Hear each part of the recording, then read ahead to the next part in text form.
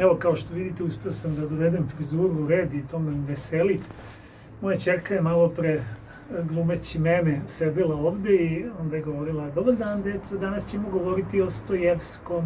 Stojevski je bio veliki pisac, imao je krunu, bio je kralj i to je to. I u stvari nije mnogo pogrešila, ali u stvari za ovaj današnji improvizovani čas ja sam mislio da vam kažem par reči o piscu koji je širom sveta poznat kao George Orwell.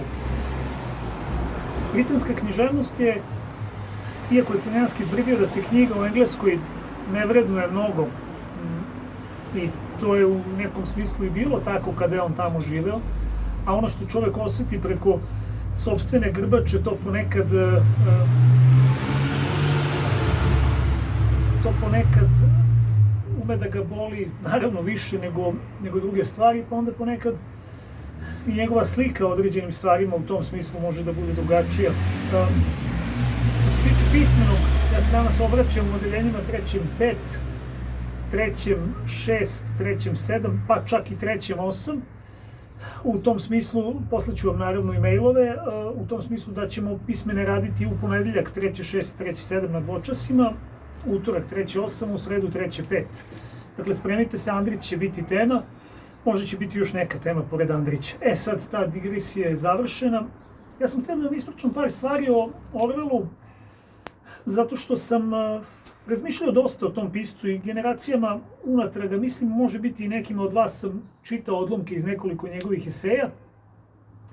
Orwell je značajan pisac i u ovoj biblioteci koju sam već poslao, čini mi se, 3.8 i 3.5, a treba da je pošaljem 3.6 i 3.7. Nalazi se jedna, odnosno dve su njegove knjige, jedna je, ako se ne varam, Životinjska farma, a druga je u hrvatskom prevodu Down and Out in Paris and London. Niko i ništa u Parizu i u Londonu. Orwell je rođen u, koliko se ja sećam, u imperiji u kojoj sunce nikad ne zalazi. Dakle, mislim da on čak nije ni rođen na teritoriji Britanije, već u Indiji, gde je njegov otac bio u nekim kolonijalnim formacijama britanskim. Vratio se u Englesku i oca nije video 4 godine praktično, do svoje 4. godine. Odrastao i već u detinjstvu je govorio o tome da bi volao da bude pisac. Njegova majka je imala francusko poreklo, to je eto još jedna sitna informacija. I on je, kada je navršio 16, odnosno 15 godina, on je postao đak Etona. To je jedna vrlo prestižna ustanova u Velikoj Britaniji. To je u stvari koledž za klince koji odgovara u stvari u širem smislu onome što je recimo i gimnazija, kada daje izvanredno obrazovanje. Da bih vam u tom materijalističkom smislu pojasnio šta je Eton, to je škola gde godina školovanja danas košta oko 30.000 funti sterlinga. Prilično mnogo.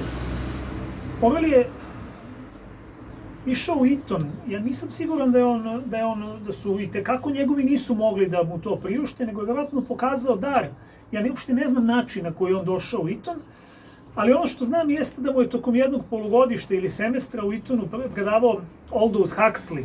Mislim da sam 3.6 sigurno, a može biti još nekom 3.5 sigurno također čitao Huxleyjeve eseje. Huxley je jedan značajan mislilac i svakako veći esejista nego pisac i moguće je da je ostavio trag na Orwellov razvoj i na neka njegova shvatanja. Bilo kako bilo, kasnije je Orwell počeo da živi vrlo... Nije otišao na neki prestižni univerzitet. Živeo je relativno skromno i Orwell je bio čovjek koji je pokazivao velike simpatije i, ako hoćete, ne samo simpatije, nego i određeni idealizam spram radničke klase koja je u Velikoj Britaniji, pa na kraju krajeva i u Evropi u to vreme nije baš najbolje živela. Orwellu se često pripisuje da je bio levičar, mada ta odrednica, kao i odrednica desničar, u stvari vrlo često ne govori mnogo o čoveku.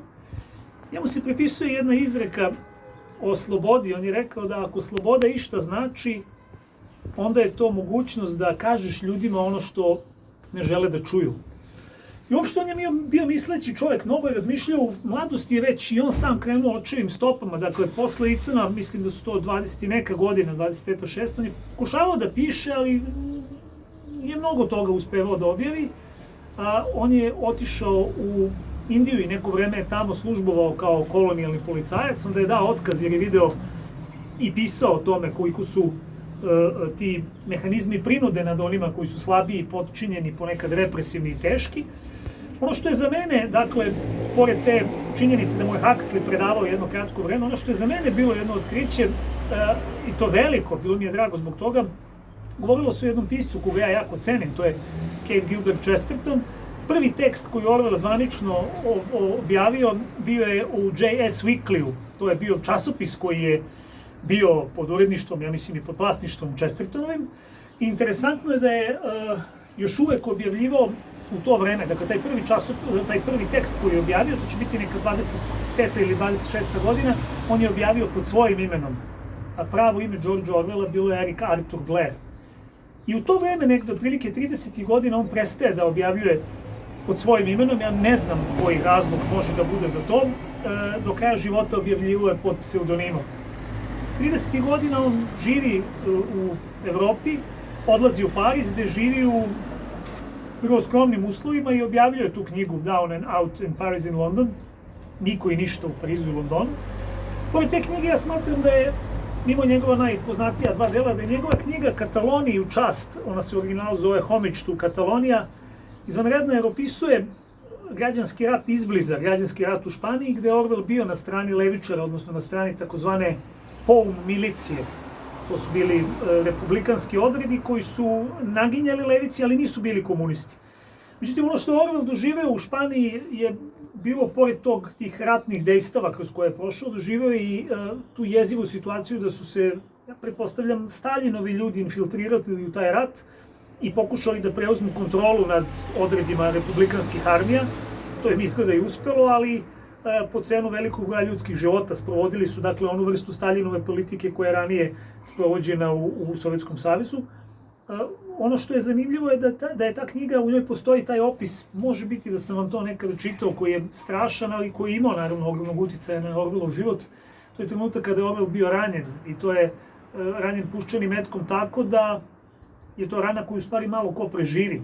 To se desilo, dakle, u građanskom ratu i posle toga je tako ranjen uspeo da neko vreme još bude u Španiji, a posle je pobegao odatle jer su i njemu neki od tih komunističkih Staljinovih agenata bili na grbači, a ono što je takođe zanimljivo jeste da je on imao veliku želju da upozna Hemingwaya i zaista ga je upoznao u Španiji tokom građanskog rata, Ernesta Hemingwaya koga smo pominjali. Orwell je nakon toga otišao u Veliku Britaniju i, tako kažem, smirio se, skrasio se, objavljivao je, ali nije mogao da živi ni blizu od književnosti. 1940. godine prijavio se da ratuje protiv fašista, ali budući da je imao tu strahovitu povredu, taj kuršum mu je prošao kroz vrat, on je proglašen vojno nesposobnim i onda je radio u Ministarstvu propagande zapravo u Engleskoj. 1943. godine se povukao odatle, rekao je da je bavljenje propagandom, pa čak i ratom, da se on osjeća kao pomorandža koja je zgažena cipelom. On je jako dobro shvatao te mehanizme koji se tiču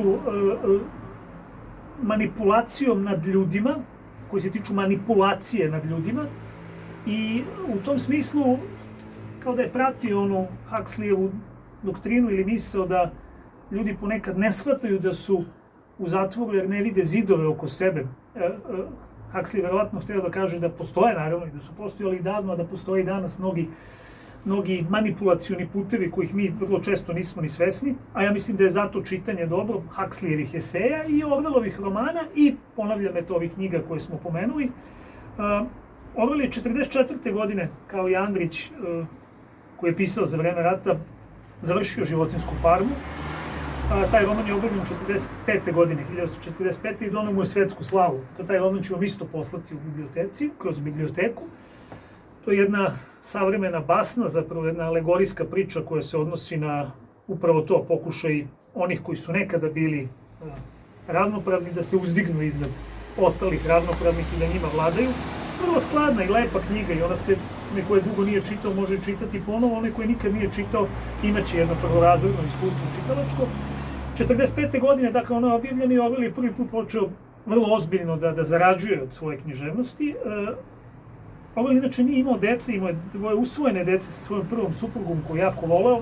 napune 46. godine umrla od neke lakše operacije i to je svakako i njega pogodilo.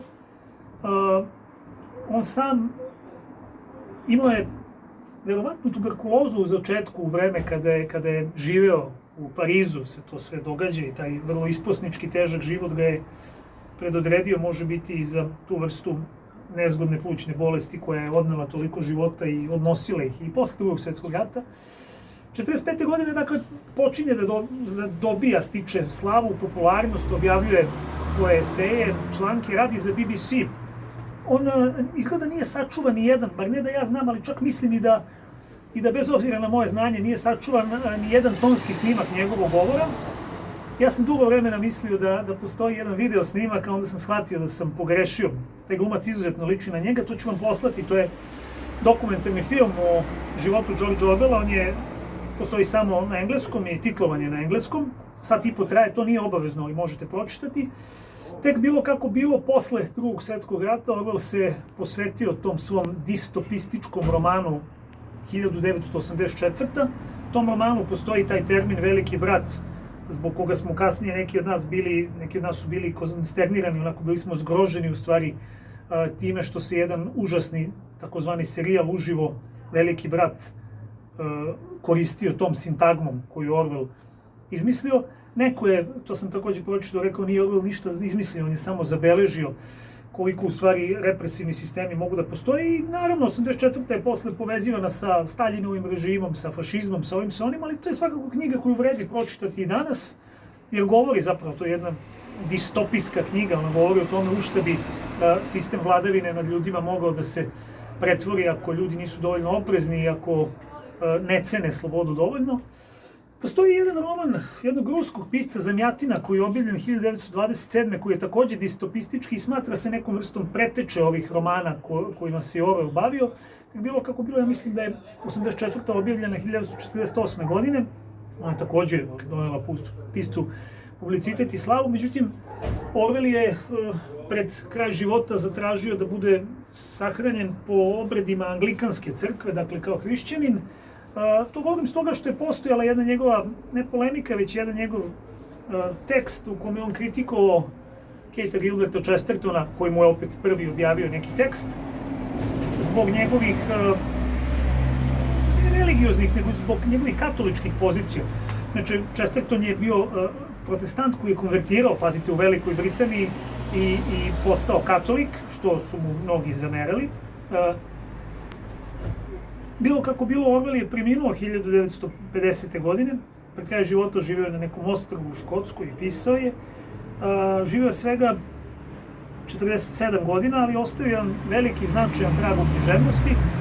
I eto, to bi bio, dakle, u nekom kraćem smislu životopis ili pokušaj da se negde u segmentima uhvati život jednog značajnog engleskog pisca. Bilo bi dobro da ga, kažem, čitate, oni koji nisu. Ovaj današnji čas je eto, na suncu, pa onda u tom smislu kao i neka razono, da nemate, dakle, striktnu obavezu. Samo poslušajte ovo što sam ispričao, ne morate gledati, dovoljno je da slušate ovo što sam ispričao o Orwellu i kažem u biblioteci koju ću poslati 3.7, 3.6, ima tu nekih možda 40-50 knjiga. Ima i nekih knjiga koje sam već slao pojedinima od vas, ali eto, pogledajte to, ja mislim da je dobro. Pročitajte, naravno, tu možete i birati, to je dobra stvar. Spremajte se za pismeni za sljedeću nedelju, dobijam vaša pisma, raduju me vaša pisma, danas sam dobio jedno koje mi izuzetno obradovalo i budite vredni, budite ažurni, naravno možete mi pisati i mimo ovih obaveza koje su zvanične. Ukoliko vas zanima još neka od ovih knjiga, pišite mi, pa onda mogu i o tome nešto da vam ovako ispričam u kameru, a sad će ovaj moj asistent da završi ovu moju malu tonsku poslanicu. To ćemo vam, ja se nadam, poslati do isteka današnjeg dana. I eto, nadam se da je ovo negde dovoljno dužina da zadrži vašu cenjenu pažnju. Tako, hvala vam na najlepše što ako ste saslušali ovaj video do kraja i držite se, budite zdravi, malo vežbajte, družite se, ali telefonom, ako baš morate i preko tih Instagram grupa.